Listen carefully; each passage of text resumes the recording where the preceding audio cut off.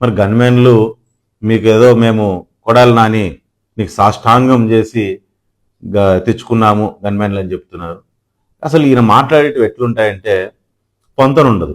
ఇందాక నేను చెప్పినట్టుగా, గతంలో చెప్పినట్టుగా వెంకటరామరెడ్డి అన్న, వెంకటరామరెడ్డి గాడు అనేది 10 నిమిషాల్లో ఎట్లా అన్న నుంచి గాడుకు మారిందో, గాడు నుంచి అన్నకు మారిందో ఈయన ఇవి కూడా అట్లే ఉంటాయి. ఈయన ప్రెస్ మీట్ని మనం సరిగ్గా గమనించినట్లయితే అందులో ఏంటంటే ఈయనకు సురేంద్ర అన్న ఆ రోజు ఎస్ఆర్ కన్స్ట్రక్షన్స్ చిన్న కాంట్రాక్ట్ని 60Cలో తొలగించి ఇతను పని చేయట్లేదు కాబట్టి పాత రేట్లకు తొలగించి ఇచ్చినందుకు వైఎస్ఆర్ పార్టీ లేకొస్తే జగన్ రానిలేదు సురేంద్రన్ అని చెప్పి ఈరోజు ఆయన ఒక ఆరోపణ అనేది చేసినారు. మరి ఒకటి అర్థం కావట్లేదు నాకు, నీ కేవలం కాంట్రాక్ట్ని కదిలిస్తేనే సురేంద్ర గారిని పార్టీలోకి రానికోకుండా జగన్ ఆపితే మరి నువ్వు మా మీద పోటీ చేస్తున్నావు కదా, మరి పోటీ చేస్తానా నువ్వు మాకు గన్మ్యాన్లను ఇస్తే మరి ఎందుకు మీ పార్టీ రియాక్ట్ కాలేదు? అంటే మీ పార్టీ నిన్ను దీంతో లెక్కేసిందా? మీ పార్టీలో నీ విలువ అంతేనా? మనం ఇక్కడేనా అన్ని ప్రగల్భాలన్నీ ఉత్తర ప్రగల్భాలు, అంతేగాని మనకు నిజంగా అంత మ్యాటర్ లేదా మన పార్టీలో? మరి అవన్నీ ఒకసారి నువ్వు మాట్లాడే ముందు ఏం మాట్లాడుతూ వెనకేం మాట్లాడుతున్నావు ఇది చేసుకోవాలి. గన్మ్యాన్లు ఎక్కడో గుంటూరులో ఉన్న అతను మాకు ఇప్పిస్తే నువ్వు ఇప్పించుకోలేకపోయినావు, చేసలేకపోయినావు, నీ ఆరోపణలు, నీ పార్టీలో సమస్యలు ఉంటే నువ్వు మాట్లాడుకో, కానీ నీ పార్టీలో అసంతృప్తులు ఉంటే నువ్వు మాట్లాడుకో. ఈరోజు గన్మ్యాన్లను తెచ్చుకునింది ఆ రోజు 2019 ఎలక్షన్ల తర్వాత గన్మ్యాన్లను తొలగిస్తామన్నప్పుడు తీసుకొని పోయి కోర్టుకు వేసినాం. కోర్టుకు వేస్తే కోర్టులో ఆర్డర్ ఏమిచ్చింది? ఒక 10 మంది కానిస్టేబుళ్ళు, ఒక జీపు, ఒక ఎస్ఐతో శ్రీరామ్ ఎక్కడికి పోతానన్నా ఇన్ఫర్మేషన్ ఇచ్చినప్పుడు ఖచ్చితంగా వెళ్ళి ప్రోగ్రామ్ చేయించుకొని తిరిగి ఇంటి దగ్గర సేఫ్గా వదలాలి అని చెప్పి హైకోర్టు ఆర్డర్ ఇచ్చింది. హైకోర్టు ఆర్డర్ ఇచ్చినప్పుడు వాస్తవం చెప్పాలంటే అపోజిషన్ పార్టీలో 10 మందిని ఒక జీపులో పోలీసుని పెట్టుకొని, ఒక ఎస్ఐని ఎస్కార్ట్గా పెట్టుకొని నేను వెళ్ళి ప్రోగ్రాములు చేసి వస్తే ఈరోజు మీ జిల్లాలో ఉన్న ఆ రోజున్న మంత్రులు, ఎమ్మెల్యేల కంటే కూడా ఇంకా ఏదో కనపడుతుంది. అందుకంటే ముఖ్యంగా నువ్వు నియోజకవర్గంలో వీపీ అయిపోతావని ఆలోచన చేసి ఇవన్నీ ప్రొవైడ్ చేయలేక గన్మెన్లని గవర్నమెంట్ అని గన్మెన్లని ఇచ్చేసి అక్కడికి ఇది చేసుకుంది. సో నేను ఏం చేస్తున్నా మొన్న చెప్పాను నీకు, గన్మెన్లు కావాలంటే అఘాయిత్యాలు చేసుకోదబ్బా, కోర్టుకు పో, లేదంటే అప్లై చేసుకో, ఏదైనా గన్మెన్లు వస్తాయని. సో ఇప్పుడు నేనే కోర్టుకు వెళ్ళి ఆ రోజు నేను గన్మెన్లని తెచ్చుకున్న పరిస్థితి. ఆ రోజు గన్మెన్లను తీసేపించేదానికి మీ ప్రభుత్వం ప్రయత్నం చేసింది.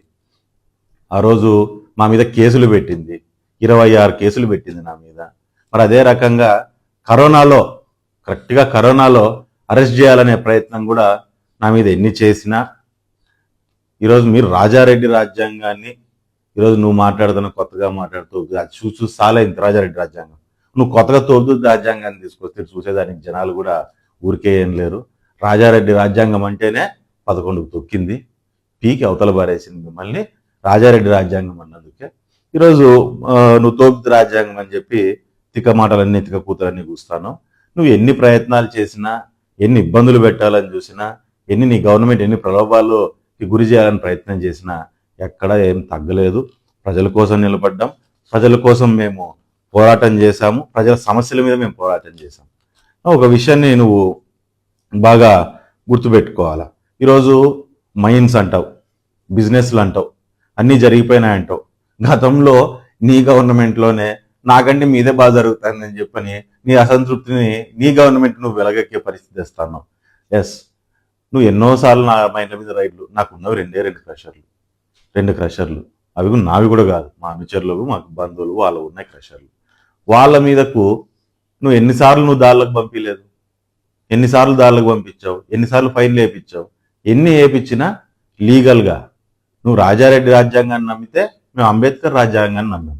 అంబేద్కర్ రాజ్యాంగాన్ని నమ్మాం కాబట్టి ఆ రాజ్యాంగాన్ని మేము కూడా నిలదొక్కోగలిగాము, లీగల్గా ఫైట్ చేయగలిగాము. అంతేగాని నువ్వు ఊరికే ఏదో తప్పు ఉంటే తీసుకొని ఫైన్లు వేసేసి ఇంకోటి చేయండి అంటే ఇటు వేయించుకుని కూర్చోడానికో, లేదా నువ్వు మీ గవర్నమెంట్ పెట్టే భయాలకు భయపడడానికో మేము కూడా ఏమీ సిద్ధంగా లేము. ఆ రోజు మీరు చేయలేకపోయారు, ఎప్పటికీ మీరు చేయలేరు అనే విషయాన్ని ఒకసారి ప్రకాష్ రెడ్డి ఖచ్చితంగా గుర్తుపెట్టుకోవాల్సిన అవసరం ఉందని నేను తెలియజేస్తున్నా. మరి దాంతోపాటు లోకేష్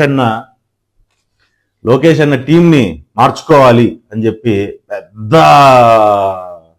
మేధావిలాగా నువ్వు అడ్వైజ్ ఇచ్చే పరిస్థితి నువ్వు మాట్లాడుతున్నావు. నువ్వు ఒక విషయాన్ని నువ్వు గుర్తుపెట్టుకో, ఆయన అడ్వైజరీ బోర్డు, ఆయన ఆలోచన పరిధి చాలా అద్భుతంగా ఉంది కాబట్టే ఈ రాష్ట్రానికి బ్రహ్మాండమైన లక్షల కోట్ల విలువైన ఇన్వెస్ట్మెంట్లు, బ్రహ్మాండమైన కంపెనీలు ఈరోజు వస్తున్నాయి. ఈరోజు ఆయన అడ్వైజరీ బోర్డుని కానీ ఆయన ఆలోచన పరిధి కానీ క్వశ్చన్ చేసే పరిస్థితి నాకు తెలిసి కెపాసిటీ ఈ రాష్ట్రంలో కానీ ఈ దేశంలో కానీ ఎవరికీ లేదు. ఎందుకంటే ఆయన ప్రూవ్ చేసుకుంటున్నాడు ప్రజల కోసం ఎట్లా పోరాటం చేయాలి, ఏ రకంగా ఈ రాష్ట్రాన్ని అభివృద్ధి చేయాలి, ఏ రకంగా ఈ రాష్ట్రాన్ని ముందుకు నడిపించాలని ఒక ఫ్యూచర్ లీడర్ లాగా, ఒక ఫ్యూచర్ అంటే ఈ రాష్ట్రానికి రాబోయే ఒక సమర్థవంతమైన నాయకత్వం ఏ రకంగా ఉండాలి అని ప్రజలు అనుకుంటున్నారో అది ఖచ్చితంగా అక్షరాల నిజమయ్యేటట్టుగా ఆయన ఈరోజు పనిచేస్తున్నారు. ఈరోజు నువ్వు చెప్తాను మరి మీ అడ్వైజరీ బోర్డు ఇక్కడ అడ్వైజరీ బోర్డు ఒకటేలాగా ఉంటుంది అనుకుంటున్నావేమో నువ్వేమన్నా. ఈరోజు ఎవరో మా ఓఎస్డి రామచంద్ర రెడ్డి గారు వచ్చి ఎవరితోనో చెప్పినారంట, అది మా పార్టీలో నుంచి ఆ పార్టీలో, నాకు తెలియదు ఈ మధ్యలో ఎవరు పోయినారు. అంత అభాగ్యుడు ఈ టైంలో రాష్ట్రం ఇంత అభివృద్ధిలో అరుగురకలు ఎడతాడనే మిమ్మల్ని నమ్మి మీ దగ్గరికి వచ్చిన అభాగ్యుడు ఎవరో నాకైతే తెలియదు. కానీ మా ఓఎస్డి వచ్చి 160 సీట్స్ వస్తాయని చెప్పని చెప్తే జగన్ ఇదేనా, జగన్ అట్లని ఆ రకంగానే వైనాట్ 170 అంటే జస్ట్ 11కి తీసుకొని వచ్చి కూర్చోపెట్టింది మీలాంటి అడ్వైజరీ బోర్డులే. అక్కడ ఈ రకంగా సునీతమ్మ 160 వస్తుందని చెప్పినారు, కాళ శ్రీనివాస్ గారు 110 వస్తుందని చెప్పినారు, పార్థసారథి గారు 90 వస్తుందని చెప్పినారు, లేదా పయాల కేశవ్ 150 వస్తాయని చెప్పినారని చెప్పి ఇట్లా మాటలు చెప్పి రాష్ట్రంలో ఉన్న అనేకమైన సమస్యల్ని పూర్తి స్థాయిలో నీరుగారిపోయే పరిస్థితి. ఈరోజు అమరావతిని ఏ రకంగా ఇబ్బంది పెట్టారో మనం చూసాము. ఈ రకమైన అడ్వైజరీ బోర్డును పెట్టుకొని పోలవరాన్ని పూర్తిగా తుంగలో దొక్కారు. మరి అదే రకంగా ఏవైతే ఇరిగేషన్ ప్రాజెక్ట్స్ ఉన్నాయో రాయలసీమ ప్రాంతానికి అవన్నింటినీ కూడా పూర్తి స్థాయిలో ఎత్తిపోయే పరిస్థితి తీసుకొచ్చారు. ఏ రంగాన్ని చూడు ఆ రంగాన్ని అట్టడుగు వర్గానికి పూర్తిగా అడుగుకి తొక్కేసుకున్న తీసుకుపోయిన పరిస్థితి, ఆ గొప్పతనం కూడా ఖచ్చితంగా మీకే దొరుకుతుంది. మీ చుట్టూ ఉండి పబ్జీలు ఆడిస్తూ ఆయనతో మాట్లాడించి ఆయనతో వ్యవహారం నడిపించిన మీలాంటి వాళ్ళకే దక్కుతుందనే విషయాన్ని ఖచ్చితంగా చేస్తున్నాం. మరి ఈరోజు చూస్తున్నాం అమరావతిలో ఇన్వెస్ట్మెంట్లు ఆపడానికి ఈరోజు ఏం చెప్తున్నాం, మావిగన్ అంటున్నాం. అమరావతిలో ఇన్వెస్ట్మెంట్లు రావడమో ఎవరైనా కొత్త వచ్చి ఎవరైనా ఇక్కడ బిల్డింగ్స్ కట్టు ఇంకోటి అభివృద్ధి చేయాలనే ప్రయత్నం చేస్తున్న వాళ్ళందరినీ ఇబ్బంది పెట్టడానికి ఆలోచనలో దోయడానికి ఈరోజు మావిగన్ అంటున్నారు. ఇట్లాంటి 100 మాటలు మాట్లాడండి, మీలాంటి పనికిమాలిన అడ్వైజర్లు 100 చేయండి, కానీ ఈ రాష్ట్రంలోని అభివృద్ధిని అది చంద్రబాబు నాయుడు గారి చొరవను లేదంటే నారా లోకేష్ గారి ఆలోచనను మీరు ఖచ్చితంగా ఏ రకంగానూ ఆపలేరు అనే విషయాన్ని ఖచ్చితంగా మీరు గుర్తుపెట్టుకోవాల్సిన అవసరం ఉందని చెప్పి మీకు అందరికీ నేను తెలియజేస్తున్నాను. అదే రకంగా ఈరోజు ఈయన ఆలోచనలు కూడా చాలా విచిత్రంగా ఉంటాయి. బేసిక్గా ఈయన మాట్లాడే దాంట్లో మాటకు పొంతన ఉండదు.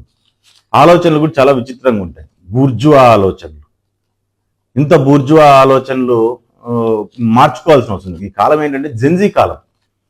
కొత్తగా ఇప్పుడు కొత్త జనరేషన్ వచ్చేసింది. కొత్త జనరేషన్ జెన్జీ వచ్చినప్పుడు కూడా ఇంకా స్టిల్ పాత చింతకాయ పచ్చళ్ళు మాదిరి పాత ఆలోచనలు అనేటివి ఎందుకు ఇది చేసుకుంటారో నాకు అర్థం కావట్లేదు. అంతర బూర్జువాపరమైన ఆలోచనలు కూడా ఎందుకు వస్తున్నాయో నాకు అర్థం కావట్లేదు. అంటే ఎట్లా, రెడ్ అంటే మాటలు మోసేవాడు, ఇప్పుడు మావోయిస్టుని అన్నట్టుగా రెడ్ అంటే మాటలు మోసేవాడు అన్నట్టు, మహిళలనేమో ఆడబొమ్మలు అన్నట్టు, లేకపోతే కురవలంటే మేము రెంట్లు కట్టకపోయినా భూములు లాక్కున్నా కానీ ఎవరు మాట్లాడకూడదు అన్నట్టు, మరి అదే రకంగా ఎస్సీలు అంటే ఏ మాట అన్నా కానీ పడి ఊరికే ఉండాలన్నట్టు, నీ బూర్జువా ఆలోచనలు అనేటివి, ఒక తప్పుడు ఆలోచనలు అనేటివి నీ మాటల్లోనే పూర్తి స్థాయిలో కనపడిపోతున్నాయి. మరి ఇప్పుడు కుక్కపిల్ల పిచ్చుకుక్క అదే అని మాట్లాడుతాను, తోలు తీస్తా ప్రకాష్, గుర్తుపెట్టుకో. నేను అనేవాడు ధర్మవరంలో ఉన్నా కాబట్టి నోరు ఇంకా పిగులుతుంది. ఎస్, కుక్కకుండా విశ్వాసం నాకుంది. నేను ఆ రోజు ధర్మవరానికి పోయినప్పుడు ఎన్ని ఇబ్బందులు పెట్టినా, నీ పార్టీ నుంచి ఇబ్బందులు వచ్చినా అన్ని తట్టుకొని ముందుకొచ్చి మీకు వ్యతిరేకంగా పోరాటం చేశారు. నన్ను వాళ్ళు భాగస్వామ్యం చేసుకున్నారు. ఇలా కార్యకర్తలను వాడుకునే ప్రయత్నం కాదు నాకు అక్కడ. కార్యకర్తల మీద ఆధారపడి వాళ్ళని ఖాళీ చేసే ప్రయత్నం కాదు నాకు అక్కడ. నా కోసం పనిచేశారు, ఆ రోజు ధర్మవరం కోసం పనిచేశారు, వాళ్ళకు నిలబెట్టాలని చెప్పని నా ప్రయత్నం అనేది ఉంది అక్కడ.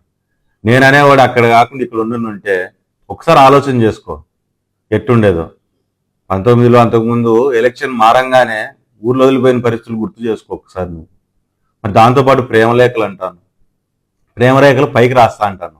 నా ప్రేమలేఖలకి చాలా తక్కువ అంచనా వేస్తానట్టున్నాను. నా ప్రేమలేఖ నిజంగా నా ప్రేమలేఖ పై వరకు పోయిందంటే అదరాల్సిన వాళ్ళకి అదురుతాయి, బెదరాల్సిన వాళ్ళు బెదురుతారు, తడసాల్సిన వాళ్ళకి తడుస్తాయి కూడా. సో నా ప్రేమలేఖని తక్కువ అంచనా వేసుకోవద్దు. దానికి ఎంత బలం ఉండాలో, ఎంత పవర్ ఉండాలో అంతా ఉంది. అది గుర్తుపెట్టుకోను. ఫస్ట్ దళిత మాత, వీరమాత. అవసరానికి కుటుంబాన్ని వృద్ధి చేయడానికి కొడుకుల్ని కూతుర్ని మాత్రమే కాదు, నీలాంటి వాళ్ళకి బీజం అనచడానికి కత్తుల్ని కూడా కనగలుగుతుంది.